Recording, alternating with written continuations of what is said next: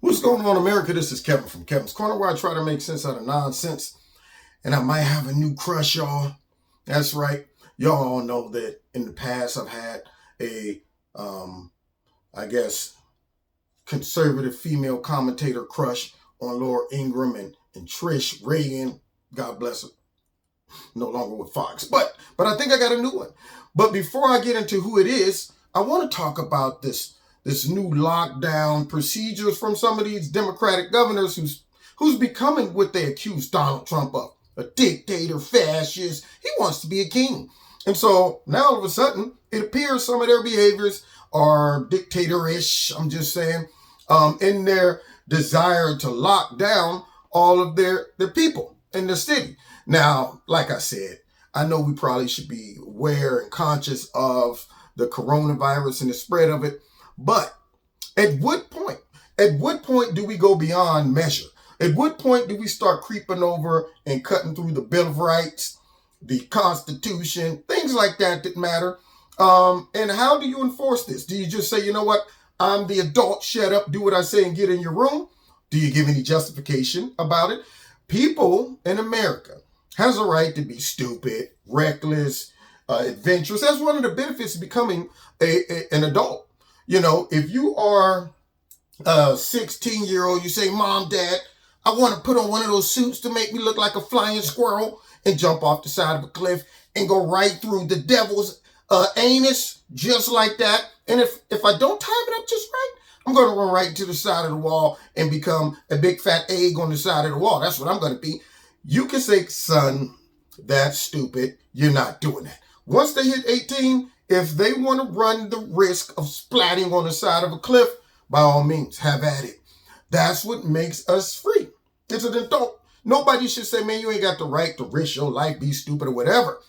So now it appears that some of these governors are taking those type of liberties, and I'm not sure they line up with the Constitution and the Bill of Rights, but I don't think many of them care about it. So therefore, let's go ahead and hear how some of them have approached this whole lockdown situation, starting with Tucker Carlson here talking to the governor of New Jersey, who says, you know what?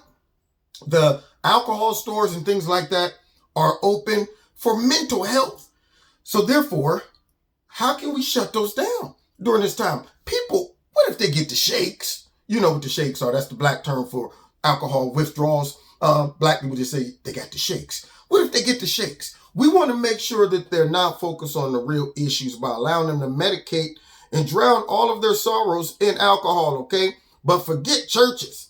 I mean, those folk, I know they like to go to cope and deal with the whole issue and pray, and that stuff gives them calm and peace. But no. That's not the type of coping we talking about. You don't need that type of coping. So here's his response to Tucker asking him about why priests in synagogues were shut down and priests were, jailed and charged. Let's hear this. So you made that decision, and as I noted before, 15 congregants at a synagogue in New Jersey were arrested and charged. Wait a minute. For being Hold on, wait.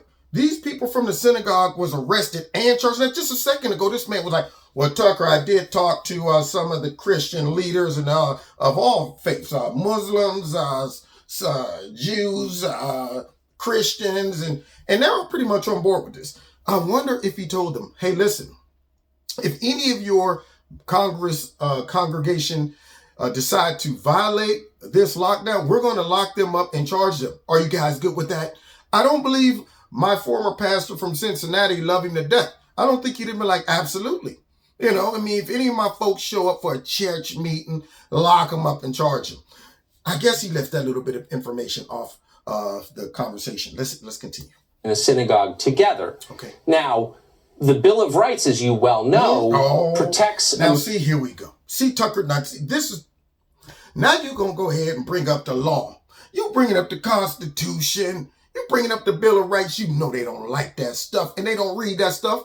They just wake up and say, I can do whatever I want because I'm a Democratic politician.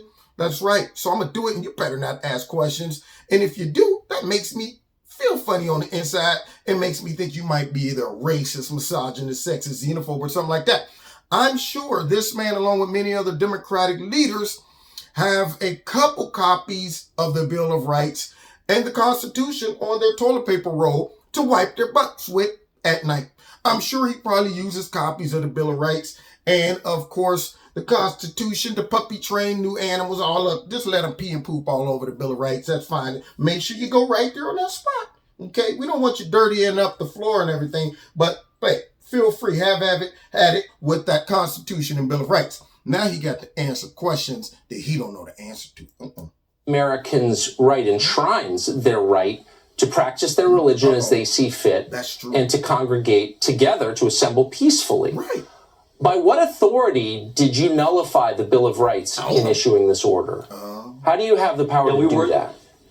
That's above my pay grade, Tucker. So I wasn't thinking of the Bill of Rights when we did this. We went to first of all, we looked at the data and the science, and it said... Y'all hear that? I wasn't thinking about the Bill of Rights when I did this, and I was hoping all the people in New Jersey don't know it either. I hope they don't know their rights. I hope they don't read nothing. I hope they don't even watch the news. I just want them to shut up and obey, okay? And now, Tucker, you're going to bring me on this show and embarrass me in front of everybody and let everybody know that they could possibly bring me up on charges for violating their rights. Yeah, so all those folks that got arrested, and this man can't justify why they were arrested, probably need to be calling a lawyer right now for a lawsuit.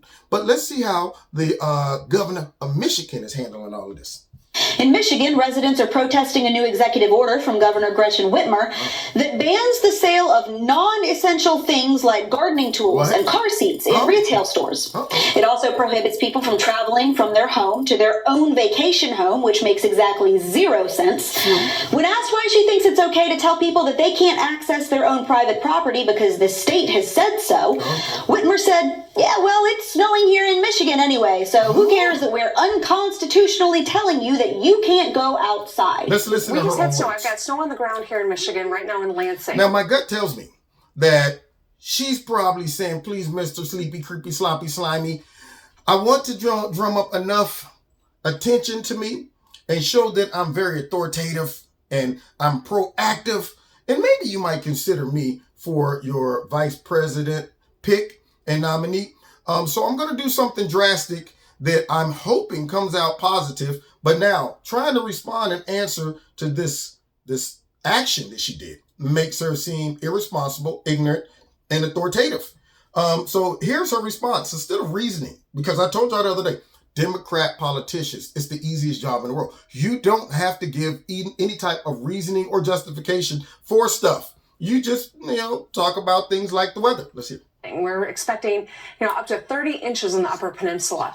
The fact that we're cracking down on people traveling between homes or planting or landscaping or golfing, really for a couple more weeks isn't going to meaningfully impact people's ability to do it because the snow will do that in and of itself. In Maryland. So wait a minute. What about just the simple right to do it?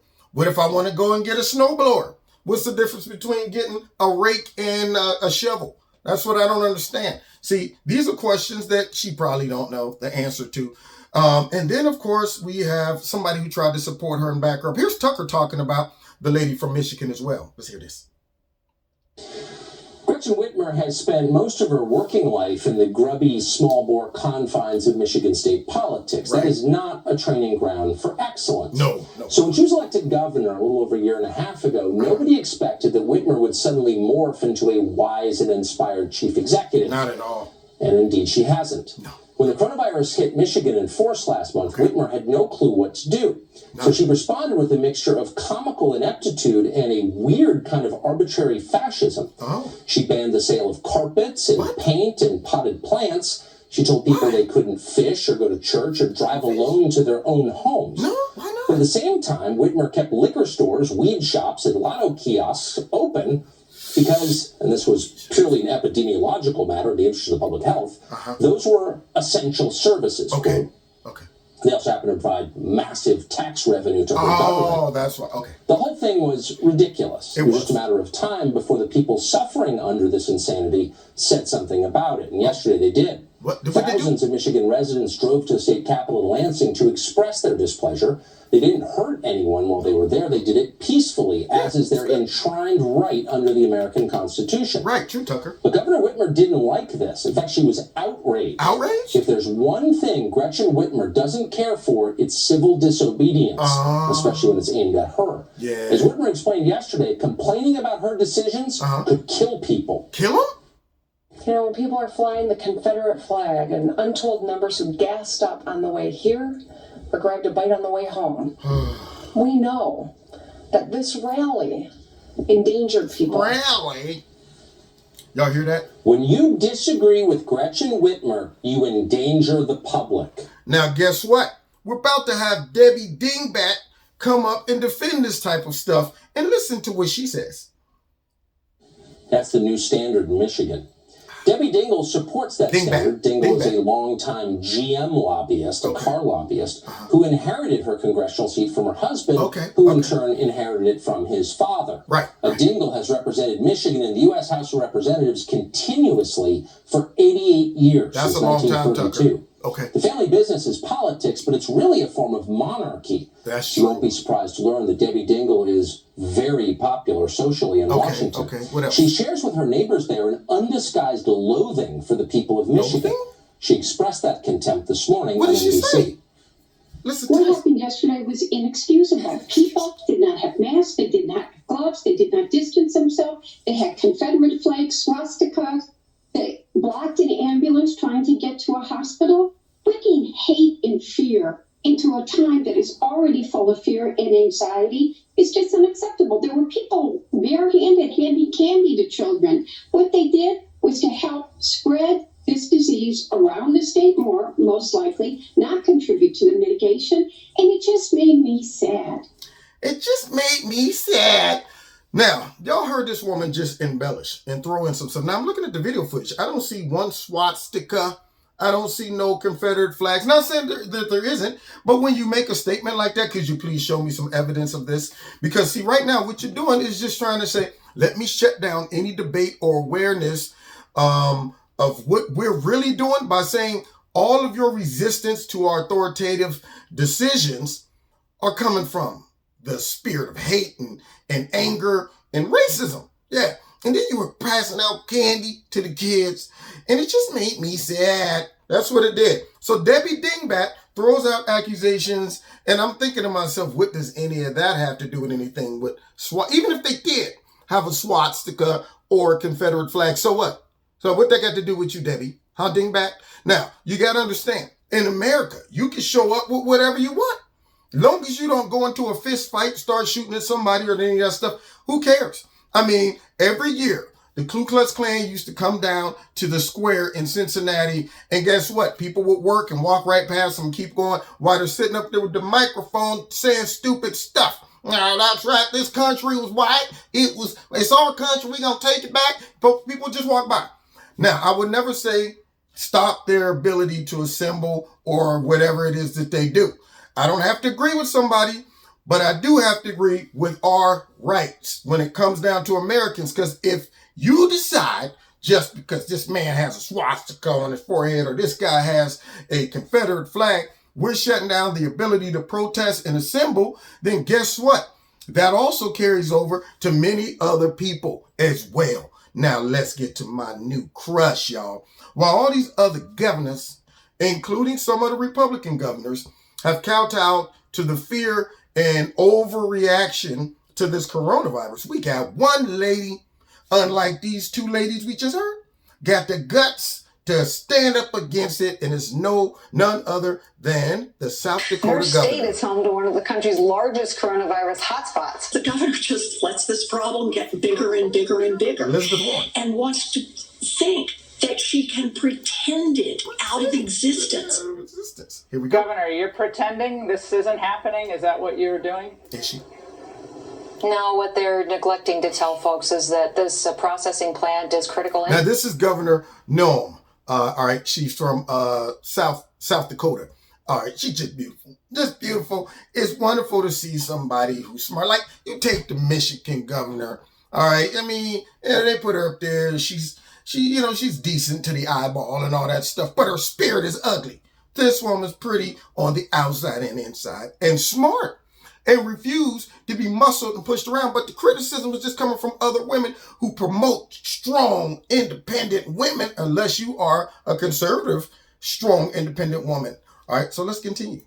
Infrastructure, regardless of a shelter-in-place order or not, it would have been up and running because it's an important part of our nation's food supply. Thank you. So that's what's been happening on the national level is they've been not telling all the facts behind this. The people of South Dakota can be trusted to make good decisions. We have common sense. That's why people want to live here, and that's why I love living here. So now y'all hear that? She said, I'm not going to run with the flock. I'm going to make my own choices in South Dakota and let the people determine the level of risk that they have when it comes down to this disease. Unless South Dakotans are saying, we want you to shut it all down, then all of these other politicians and commentators, get your fat noses out of her business. She makes the calls, she makes the decisions based off of what the people in South Dakota want. That's why we allow our elected officials to do what's best for us. But at the same time, if the people say, well, we don't think that's the best decision, they're not supposed to go shut your mouths and get in your houses. You're not the parents, okay? You're an elected official. And if the masses say, well, we don't think that we should just lock down the whole state and ruin all of our livelihoods, then, God forbid she just say, well, forget what y'all got to do and say.